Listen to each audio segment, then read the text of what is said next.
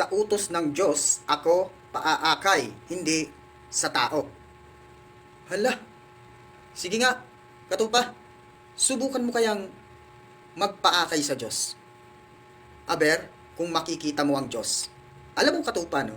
Paminsan-minsan po, gamitin naman po natin ang ating kaisipan sa tamang pag-iisip.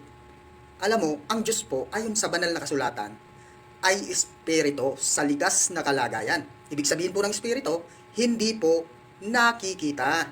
Ngayon, paano ka paakay sa Kanya kung hindi mo naman nakikita? Ganito po yan katupa. Ang Panginoong Diyos po ay gumagamit po yan ng tao bilang kasangkapan sa pagtuturo at pangangaral ng dalisay na ebanghelyo sa banal na kasulatan.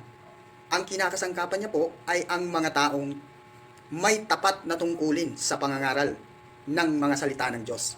Kaya dapat sumampalataya ka sa mga salita ng Diyos sa pamamagitan ng pakikinig.